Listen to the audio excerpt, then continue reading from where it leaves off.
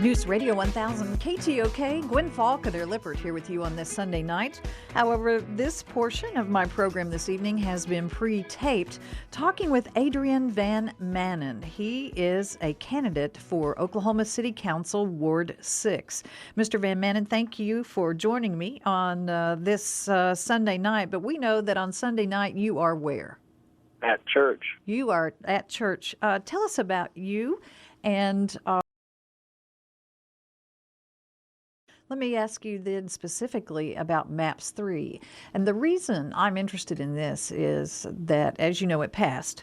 But it passed on a kind of a yes-no vote. There was no specifications, really. I mean, it was $777 million. But the council can actually change the plan. How would you interface with MAPS 3 if you were on the council?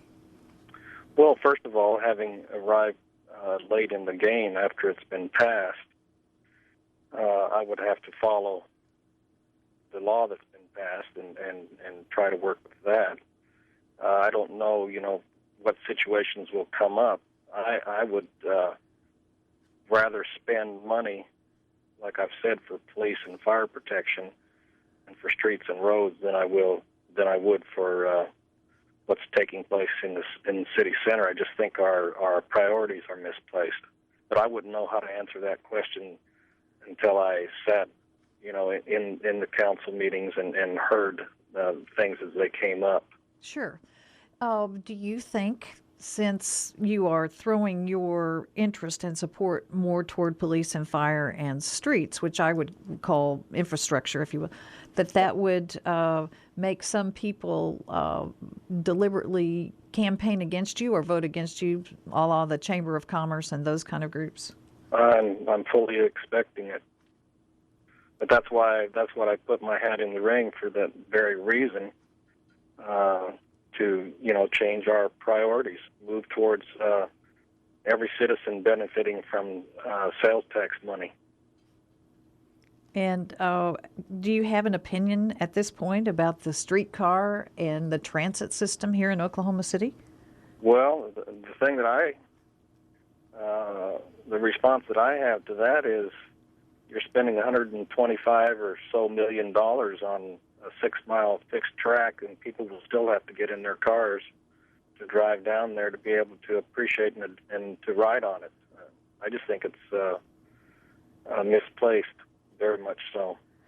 Let me ask you about the convention center, because that would be also part of that.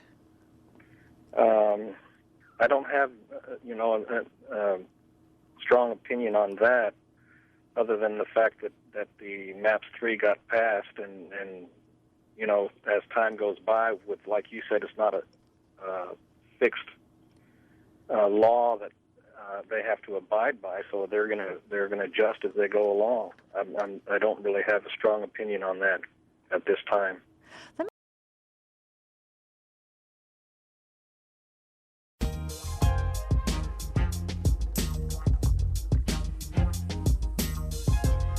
News Radio 1000 KTOK, Gwin Faulconer Lippert with you on this Sunday evening. In full disclosure, tonight, though, this portion of the program was pre-recorded on Friday. Talking with the candidate challenger for Ward 8 for the Oklahoma City Council, Cliff Heron is my guest, and he joins me. We are pre-taping this because he also will be at church on Sunday night. Mr. Heron, I thank you for joining me on this Sunday night. Tell me, who is Cliff Heron, and why are you running for the Ward 8 council seat? Well, hi. Glad. Okay, one of the things I love to ask everybody is about MAPS 3, and this is why. MAPS 3 was a yes-no vote. Yes, we want the sales tax. No, we don't. And most people think, oh, no, MAPS 3 was a plan. No, it wasn't. It was a yes-no vote. And the council really can change what that money goes to. Now, I don't know if you heard Councilman White a few weeks ago say, I think the transit is way too expensive, and I feel sorry for my people that they can't get a bus, to wherever they need to go.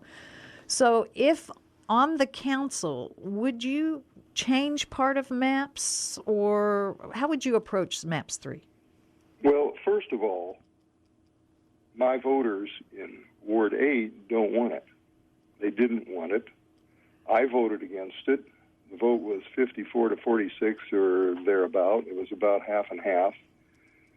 But we have it. We have MAPS 3.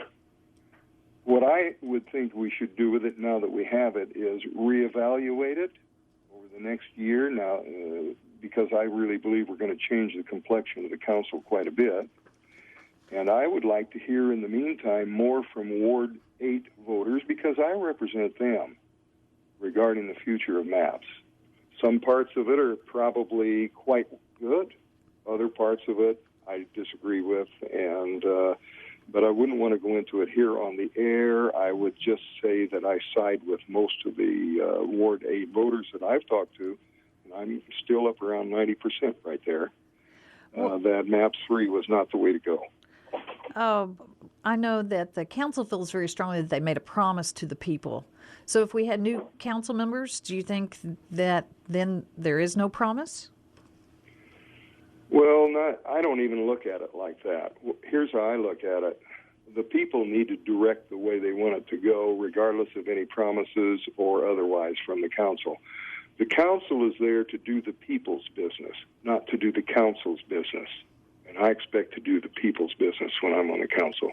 Now, do you think that possibly there will be those that will come after you and your campaign? Because certainly the Chamber of Commerce wants MAPS 3 to be like what the plan was supposed to be. Do you feel at risk coming out and being so candid with me? Absolutely not. As I said before, the truth always prevails. And so if elected, how would you approach MAPS 3? Well, I would evaluate it, along with the rest of the members of the council, and reevaluate it and find out where we stand right now and see what needs to be done.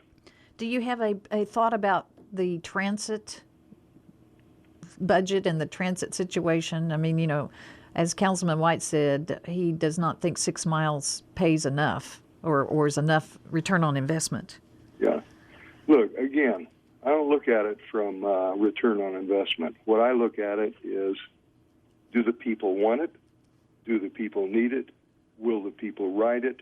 And then get the best service for them. Okay. How about I give you 30 minutes?